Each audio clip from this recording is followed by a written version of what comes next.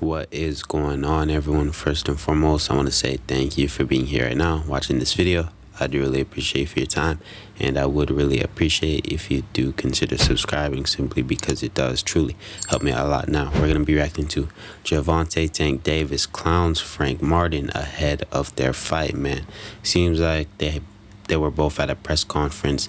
A lot happened in this press conference, but right now we're just gonna focus on what Gervonta Davis said about Frank Martin's girl, you could pretty much say.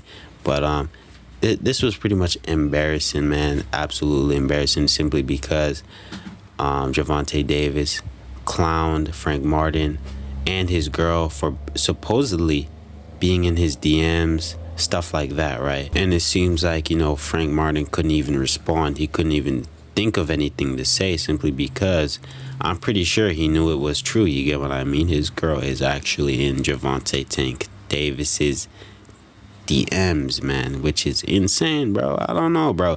In my opinion, he already lost the fight mentally. You get what I mean? You gotta beat them mentally before you beat them physically. And it seems like Gervonta Tank Davis is winning the mental game, man. So seems like it's pretty much over already for Frank Martin, because he's going out in the worst way possible. But overall, enough with the yapping. Let's just play the video, see what it's talking about, then I'll share the rest of my opinion at the very end of the video. Nah, it's real. This is two dogs. He's from the suburbs. It's two He's dogs. from the suburbs. I ain't from no mother him suburbs. don't got nothing in common. You don't know me. Talking But about. the You little sound female crazy. he got. That's the problem. But that little female he got, she probably around here somewhere. I'll catch up with her. Wait, hey. Gervonta Davis has brutally clowned Frank Martin while also making insane claims about his girlfriend. Conversely, within industry circles, murmurs abound regarding a potential showdown between Gervonta and Shakur Stevenson. This looming spectacle, as per Stevenson himself, promises to be a monumental clash, epitomizing the age-old battle between finesse and brute force, featuring two unbeaten behemoths. During a frank discussion on Cigar Talks with Najee, Gervonta Davis didn't hold back when assessing his potential challenger. Davis openly critiqued Stevenson's defensive prowess and cast doubt on the potency of his offensive arsenal. When prompted about the potential challenge Stevenson posed, Davis swiftly dismissed the notion, citing Stevenson's lack of significant achievements. Show me something that he did show me something that he did outrageous. Show me. Right, his power not outrageous. Okay. What defense? you don't think he got defense? He just jumped back. You never see him slip no punch. You never. Davis commenced by dissecting Stevenson's defensive acumen, suggesting a deficiency in the agility and finesse required to effectively evade strikes. He openly challenged anyone to showcase instances of Stevenson slipping punches, insinuating a notable absence of such defensive maneuvers in Stevenson's repertoire. Furthermore, Davis lambasted Stevenson's tendency to retreat from adversaries, implying a lack of confidence in engaging in close-quarters combat. Expanding on his evaluation, Gervonta Davis shifted his focus to Stevenson's offensive capabilities, contending that they lack diversity and creativity. He argued that Stevenson's offensive maneuvers follow a predictable pattern, making it straightforward for adversaries to anticipate and counter his attacks. He openly invited viewers to scrutinize Stevenson's previous matches, expressing certainty that they would discover scant evidence of inventive offensive tactics. Slip no punch. You never see him slip no punch. Go look at it. You see him back up from a lot of people. Back up, move around. He don't got no technique. And his offense is the same thing. If you go look at his fights. So you I feel probably like pin that's him on easy game, work? probably tell him that. Yeah, Hold on, but you feel like it's easy work though. You like, come on, bro. yeah.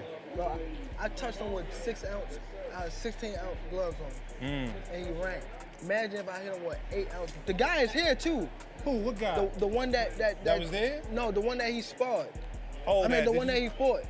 Oh, Edwin. Yeah, you seen him. Yeah. Tank's straightforward appraisal of Stevenson's strengths and weaknesses underscores his assurance as he contemplates their potential matchup. Renowned for his bold persona and unshakable self-assurance, Davis remains undeterred by the prospect of squaring off against Stevenson in the ring. Instead, he appears resolute in his determination to exploit what he perceives as deficiencies in Stevenson's approach, convinced of his own aptitude, and strategic prowess to secure victory. Despite Tank brushing off his boxing prowess, viewing him as a mere adversary, Stevenson refuses to yield, issuing a resolute warning in response. Shakur Stevenson responded sharply to Tank's comments. He leaned into his persona as X and suggested that Davis could face a rude awakening if they met in the ring. He stated, "Nick overlooking me. He's gonna be in for a rude awakening come fight night." Yet, during a discussion on the podcast $1 Million Worth of Game, Stevenson recognized Davis's status as a PPV sensation, acknowledging the financial aspects involved. He stated that he didn't see himself in a position to make an offer to the biggest star in boxing, questioning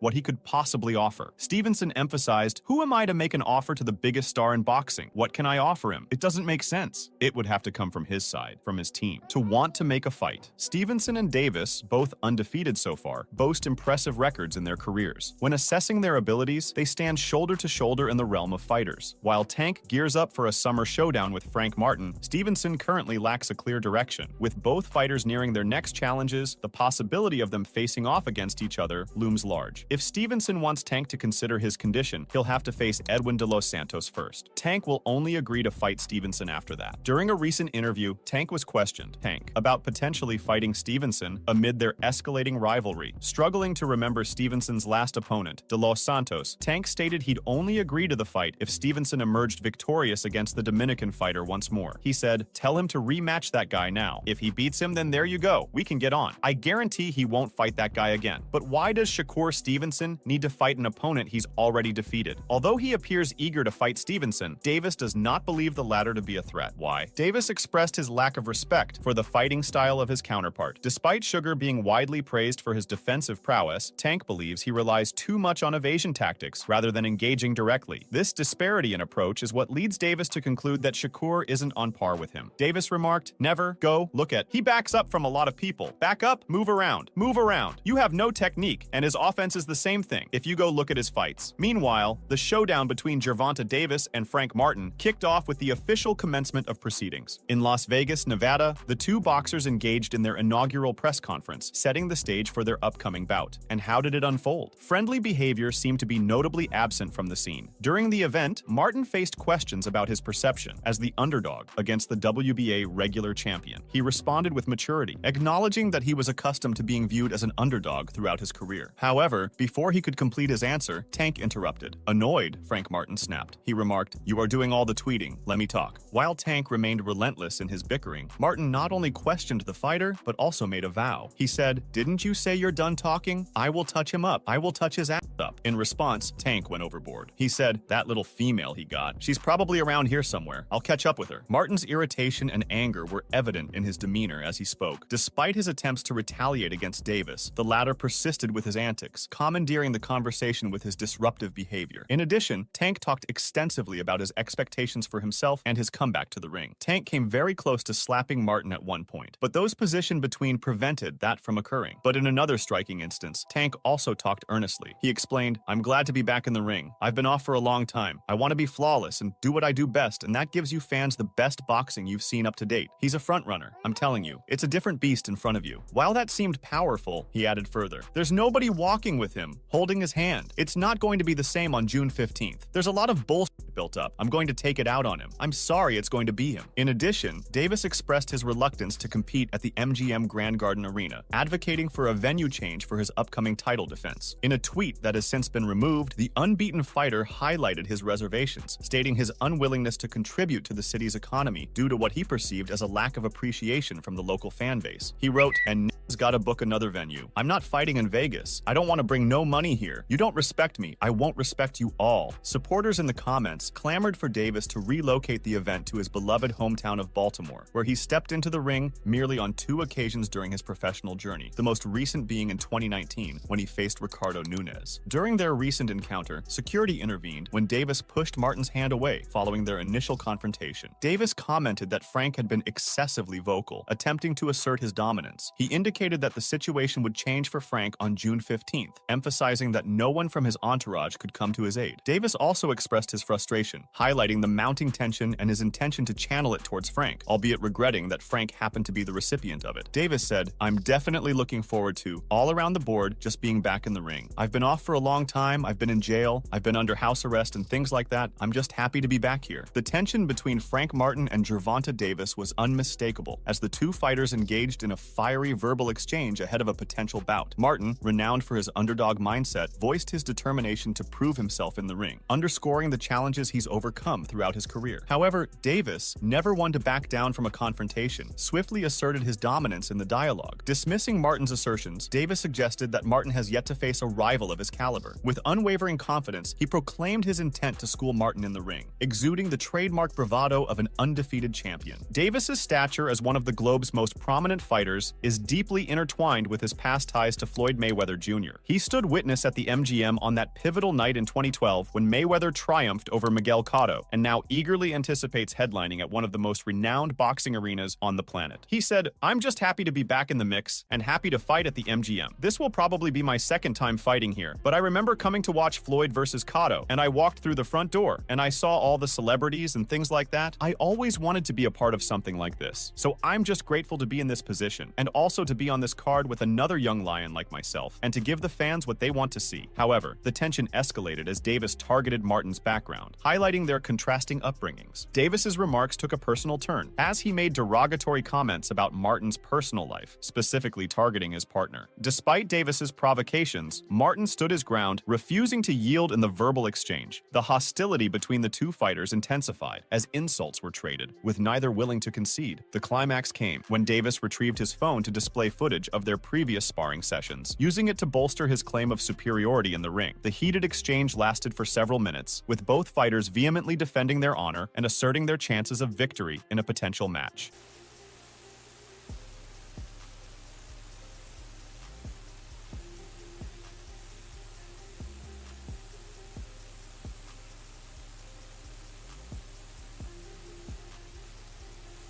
Meanwhile, Martin expressed his gratitude for being present and for the opportunity to showcase his abilities. He mentioned his appreciation for Gervonta Davis accepting the fight, although he believed it was a mistake on their part. Martin emphasized his readiness to surprise everyone and prove himself. Martin said, "I appreciate Gervonta Davis for even taking the fight. I believe they f***ed up by taking the fight, but I do appreciate them giving me this opportunity to show the world what I'm about. I'm ready to go out and shock the world and do what I do what people think I can't do." Martin emphasized the significance of fighting for a world title, expressing that it held great importance to him as he had been working towards it since the beginning of his career. He described himself as the underdog and indicated his familiarity with Gervonta Davis and his team, confidently stating his intention to outperform them in the fight. Martin added, "It means everything to fight for a world title. I have been working for it. I have been the underdog in this since I started, from the beginning. I have been watching everything. I know how he and his whole team walk." Moreover, Frank Martin exudes confidence in his belief that he has surpassed Davis. Despite previous sparring sessions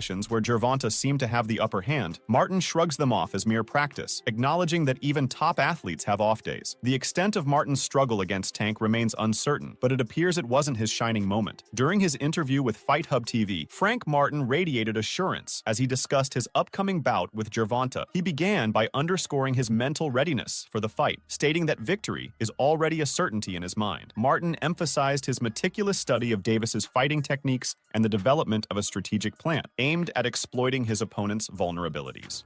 Breaking him down, studying him, the game plan is crazy, you know. So it's a lot of them guys he get in there with is not like me, you know. They're not like me. So the game plan that we got, man, is we go in there and capitalize off of the game plan. I think it'll be a crazy night. Martin's confidence stemmed from his belief in possessing a distinct skill set that separates him from Davis's prior adversaries. While acknowledging Davis's imposing strength, he stressed that relying solely on power wouldn't suffice against a fighter of Davis's caliber. Instead, Martin underscored the significance of boxing finesse and strategy, asserting the necessity to exploit Davis's defensive susceptibilities for victory. Central to Martin's strategy is his aptitude to outmaneuver Davis and capitalize on his opponent's flaws. He highlighted how Davis's recent bouts often hung in the balance, or even found Davis trailing before a decisive blow turned the tide. Martin aims to break this cycle by implementing a tactical approach that allows him to outdistance Davis and secure a definitive advantage. I think y'all gonna see a pull away. Yeah, y'all gonna see a pull away. You know, I mean, he always getting beat by guys. When he fighting his last 5 fights, it's either real close or he getting beat by a guy and then boom, he land that big shot. You know, but a lot of them guys they not me.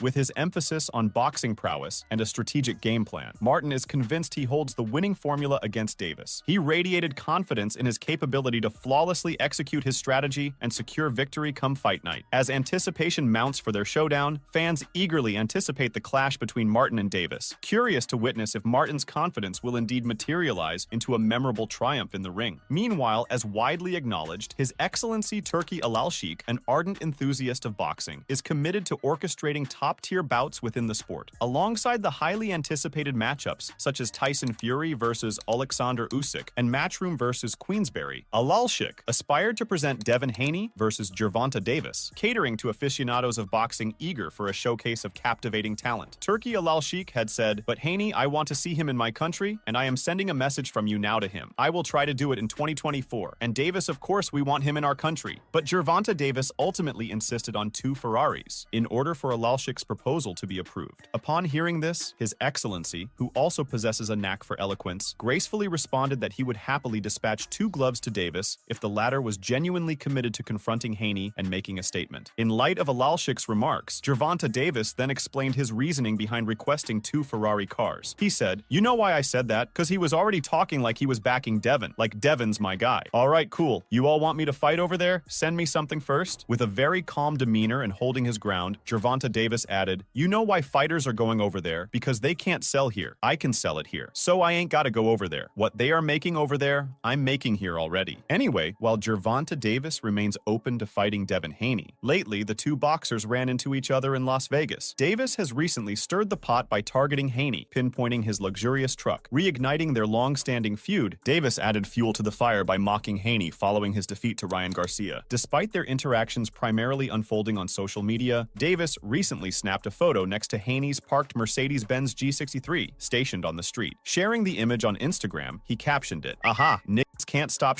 and we on their side." Responding to a fan who identified the vehicle's owner, Davis later confirmed in the comments that it indeed belonged to Haney. Tank then slammed Haney, tweeting, "Tell them how I made you and your team dip out, and I'm on your side of town. That nigga cold bitch."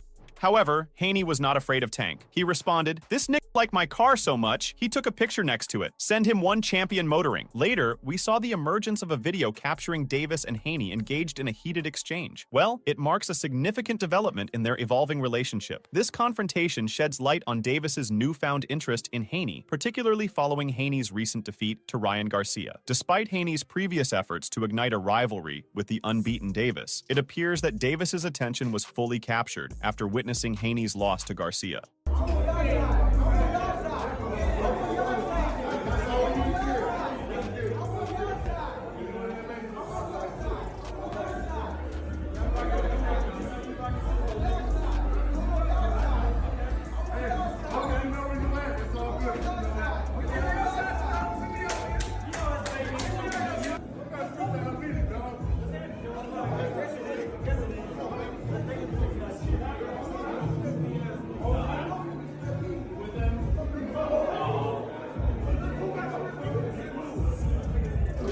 The intensity of their exchange suggests that Davis is now more invested in engaging with Haney, possibly viewing him as a worthy adversary, or an opponent worth confronting. For Haney, who had been actively seeking to draw Davis into a rivalry, the confrontation with Davis signifies a validation of his efforts. Despite facing setbacks in the ring, Haney's determination to establish himself as a formidable opponent has not waned, and the exchange with Davis may serve as a catalyst for further rivalry and competition between the 2 fighters. Previous encounters between the 2 saw heated confrontations with Garcia, also joining the fray by sharing footage of Haney taking a hit from Davis in the presence of boxing legend Floyd Mayweather. But the recent altercation between Davis and Haney has added a fresh layer of intensity to their rivalry, igniting fervent discussions within the boxing community. The revelation of another video capturing the heated exchange has only fueled curiosity and speculation surrounding their ongoing feud. In the footage, Davis confronts Haney, seemingly provoking him. Following Haney's loss to Ryan Garcia, the air is thick with tension as both fighters engage in a fiery verbal exchange, hurling insults and jabs at each other, showcasing raw emotion and deep-seated animosity.